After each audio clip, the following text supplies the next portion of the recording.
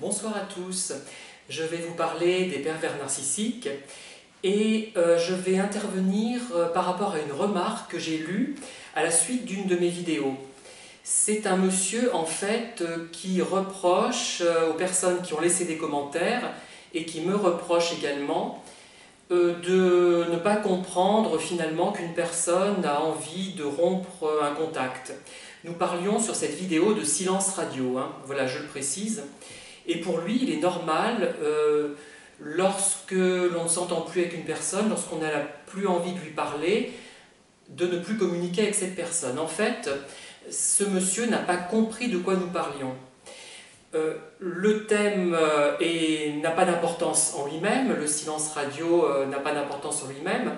Il aurait pu intervenir sur d'autres thèmes, mais en laissant cette remarque, il nous montre qu'il n'a pas compris ce qu'était un manipulateur pervers en fait. Ce n'est pas de sa faute, je ne l'incrimine pas. S'il n'en a jamais rencontré, il ne peut pas vraiment comprendre ce que c'est. C'est très difficile.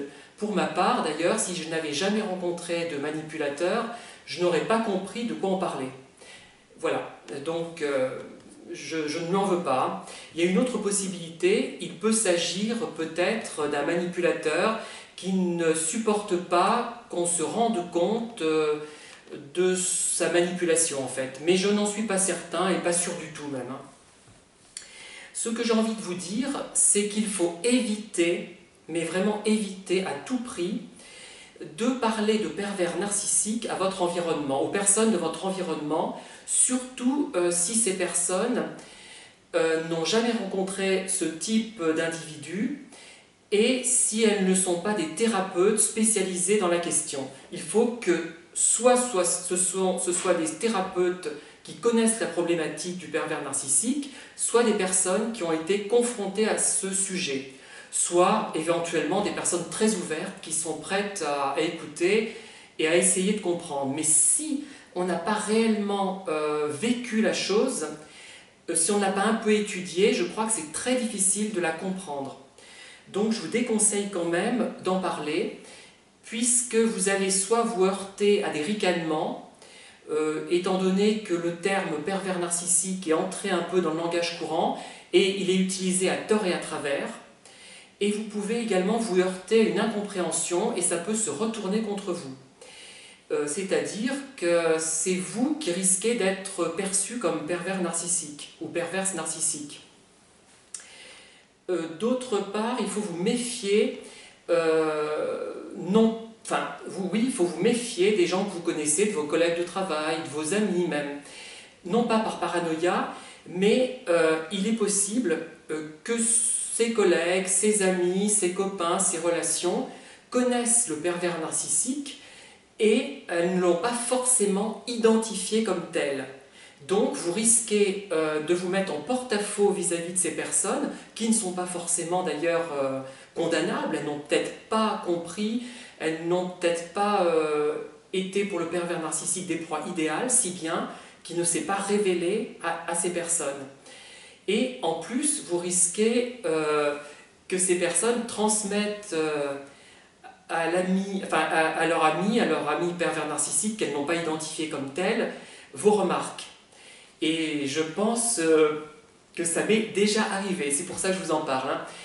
Après, ce qui va se passer, c'est que le pervers narcissique ne va pas forcément mal réagir, au contraire, il risque même d'être content que l'on parle de lui derrière son dos. Je l'ai constaté à plusieurs reprises, il aime qu'on parle de lui, il aime occuper les esprits, donc il ne vous en voudra pas, au contraire même. Il va se délecter du fait que vous en parlez, vous parlez de lui à son insu et il en sera très satisfait. Et il va se délecter de tout ça en fait. C'est son but. Et j'avais fait commis cette erreur il y a quelques années. J'étais vraiment stupide. Je m'étais renseigné sur des chats, sur des forums, en discutant en privé avec des personnes s'ils connaissaient un tel qui moi me préoccupait, je ne comprenais pas comment il fonctionnait, ce n'était pas négatif ce que je voulais faire, ce n'était pas une enquête pour pénaliser quelqu'un, mais c'était pour moi. J'avais besoin de comprendre qui c'était cette personne. Et j'étais tombée sur des gens qui l'avaient croisé, qui l'avaient connu, un petit peu, plus ou moins d'ailleurs. Et ces personnes avaient répété l'information au supposé pervers en question, qui d'ailleurs m'en avait parlé, il n'était pas du tout en colère. Hein. Il semblait même très satisfait que j'ai parlé de lui derrière son dos. Mais ce n'était pas malveillant de ma part. Hein. J'étais tellement perdue à cette époque que j'avais besoin de comprendre. Et c'est grâce d'ailleurs à ces échanges informels sur des chats que j'ai pu appréhender pour la première fois le sujet de la perversion narcissique. Donc ça m'a quand même été utile. Mais globalement, il vaut mieux, avant d'en parler, de savoir à qui vous vous adressez. Donc un thérapeute qui est familiarisé avec ce genre de problématique, ou un médecin généraliste, peu importe s'il est familiarisé avec ça, parce qu'un thérapeute qui n'est pas familiarisé avec ça va vous culpabiliser parfois, comme je l'ai vécu d'ailleurs en 2007, et il peut très bien ne pas pouvoir vous aider. Deuxièmement, vous pouvez en parler à une personne qui a vécu ce genre de problème et qui là comprendra immédiatement. Et là, elle ne vous critiquera pas. Elle vous dira parfois d'arrêter d'y penser, mais je ne pense pas, parce que dire ça à quelqu'un, c'est bien en théorie, mais en pratique, ça ne sert à rien. Ça ne sert strictement à rien. Et à la limite, autant en parler, mais de façon constructive. Moi, j'en parle, mais de façon à transmettre ce que j'ai vécu à d'autres, et non pas par jérémiade, hein, ce n'est pas ça.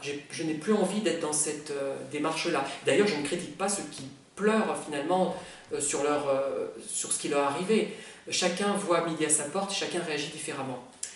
Et vous pouvez en troisième position parler éventuellement des amis très très proches qui auront la délicatesse de ne pas en parler aux pervers supposés si toutefois ces personnes le connaissent. Voilà, je vous remercie de m'avoir écouté et je vous dis à une prochaine fois.